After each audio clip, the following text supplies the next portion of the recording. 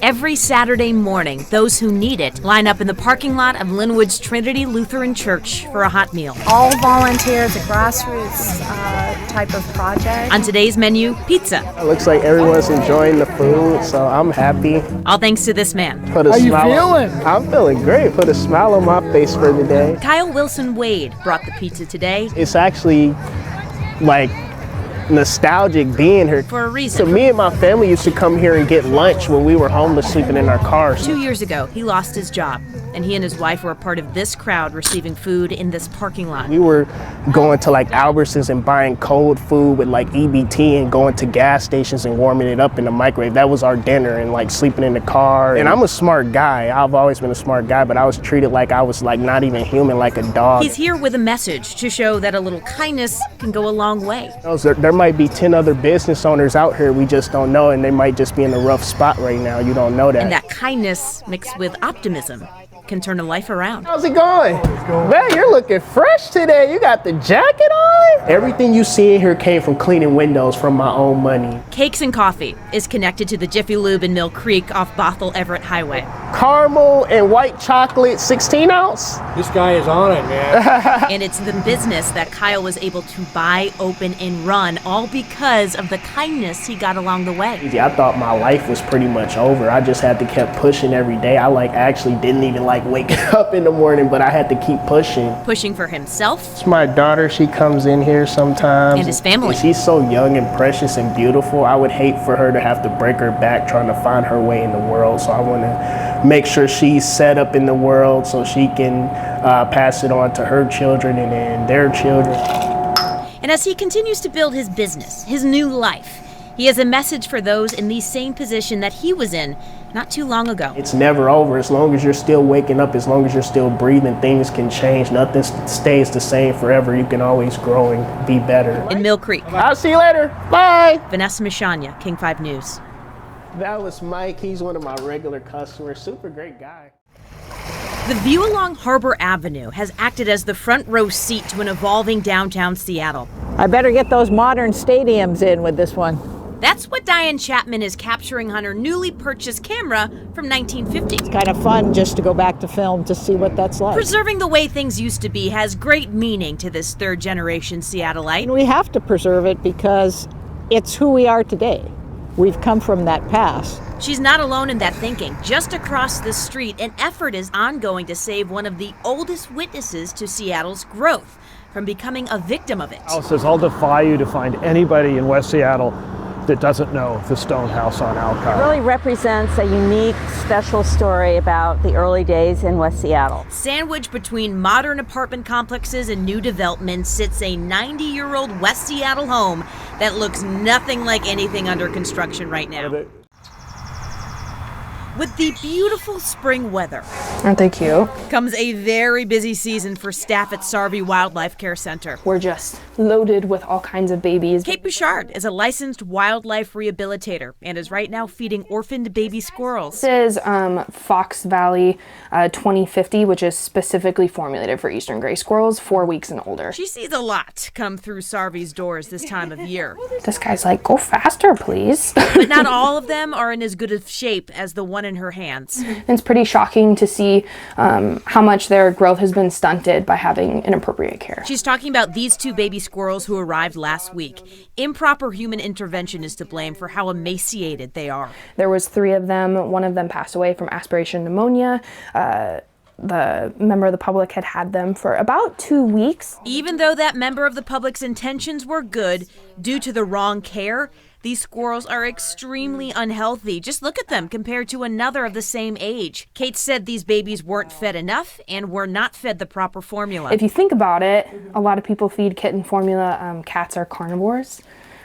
Squirrels are not. And unfortunately, she says this happens all too often. You need to get it to where someone knows what they're doing. That's why she and Sarvey are using this example to spread a message. Reach out to licensed wildlife rehabilitation professionals if you find an injured or orphaned wild animal. If you find a baby, keep it in a warm, dark, quiet place, and then get it to your nearest licensed wildlife rehabilitator. Because we all want what's best for these babies. It's really important for people to realize that this isn't a hobby and not a side gig. It's it's definitely a job taking care of babies and wildlife. We just have to leave it to the professionals, like Kate. It's a very rewarding job, yes. In Arlington, Vanessa Mashanya. Okay, finish strong here, bud. It's a reminder we are climbing for a cause so much bigger than all of us. If you're going to climb 69 flights of stairs up Seattle's Columbia Center Tower, probably about 20 pounds here and about 30 pounds there. in full firefighter gear, It is what it is. you gotta have a good reason. This is Nathan. I've climbed for him 3 years in a row. Dave died in January. This is the annual firefighter stair climb, raising money for the Leukemia and Lymphoma Society. You know, we see our firefighters, our family, our friends being lost to cancer, and this is just one way that we can help on one day. For each of the 2,000 firefighters from across the country and globe, the reason for enduring this grueling climb is personal. Every dollar we raise is saving a life. Don't be too rough when you go past me, you know. Dan Fye, a firefighter with the Central Kitsap Department, is no exception. It's my first climb.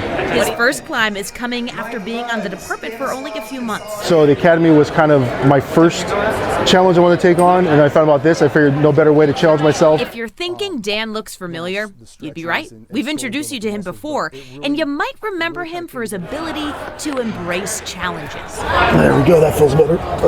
A retired Air Force tech, Dan lost his leg in 2011 after stepping on an IED.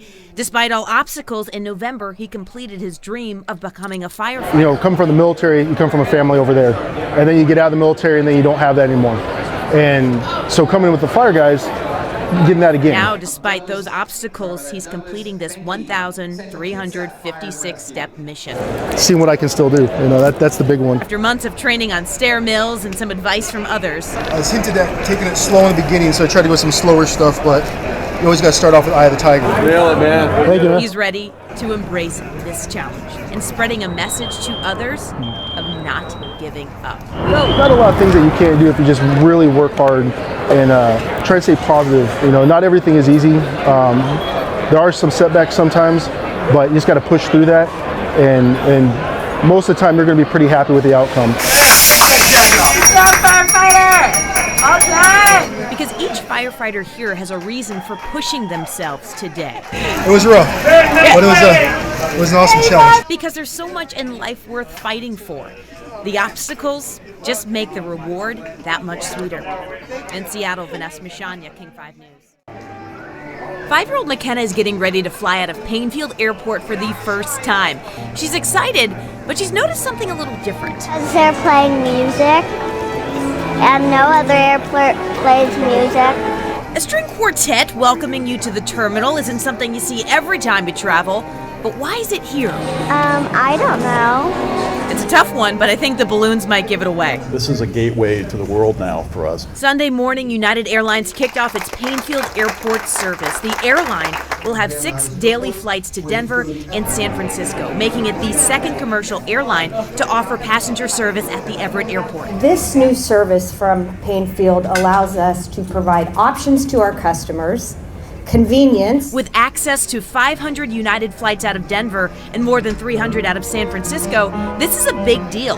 One that warranted not just a quartet, but brunch, boxes of chocolate, and a lot of applause, especially for the first flight coming in from Denver. Didn't know we were getting in on this. Which caught some travelers by surprise. We thought this was like a kind of like a separate corporate type event, so we weren't sure if we were supposed to sit here. Kimsey and her family booked the last 5 seats on the San Francisco flight, not knowing it was the first one. Watching all the camera crews roll in, we're just like, what's going on? They may have gotten caught off guard, but they were already celebrating something else, and that's not having to drive to SeaTac. You know, it's like less, maybe 20 minutes away, so it's just really convenient. We Ubered, and we wouldn't have done that going to SeaTac. Everett residents John and Lisa agreed. The fact that they have new access to commercial travel closer to home with more options on where to go has them thrilled. Makes it so much more handy to get in and out of town, and it's kind of a challenge to get to SeaTac back and forth. So this is wonderful. United Airlines Flight 5739 with nonstop service to San Francisco. More places to go without having to go miles out of your way. That is worth a celebration. It's just too bad this celebration is only around for day 1. It'd be nice, but definitely not expecting it every time. It was a nice surprise for sure. Outside of this Burien Walgreens, Dejanay and Mercedes are learning some valuable lessons about sales. Big smiles, big. It takes a big smile, Sales. Personality. Hey, we're supposed to be saying stuff. Oh, oops. Hi, would you like to buy some Girl Scout cookies? Have a nice day, thank you anyways. And a lot of patience. But hey, when you have a big goal, you pull out all the stops. 4,000. The goal is 4,000. It's no ordinary feat. But this is also no ordinary group of Girl Scouts. Some of them are very new to scouting, and so the whole experience is brand new and they're kind of learning as they go. The girls who are part of this troop are actually current resident at the Mary's Place shelter. So while they are in shelter with their parents, they're able to participate in this amazing opportunity. Mary's Place is a shelter that focuses on getting families back on their feet and ready to lead independent The lives. hope is we'll be able to connect them to wherever they end up living, to the community Girl Scouts. And so they'll be able to have that ongoing. Right in. And for these girls, their scout troop is helping them do just that. Okay, somebody's coming. We try to empower them to recognize their voices and to use their voices. Not just the adult who's going through this time of homelessness, but the child is too. So it gives them a safe space to articulate and express what they're going through in a healthy way. They end up having a great, healthy outlet. $5. All right. A box. The money raised here will go right towards programs and opportunities for the Scouts. Where they're able to meet new friends, go on outings, do activities. Amazing. Yeah. It's a lot of fun, but it's the memories that these programs create that mean the most. For them, it's about creating an awesome opportunity, creating an awesome memory in the midst of their transitional experience right now. Because each box is just more proof to these Girl Scouts. Yes, we did it. They're gonna buy some on the way out. That they can go out into the world from any situation and succeed. You guys say thank you. Thank you. In Burien, Vanessa Mashania, King 5 News.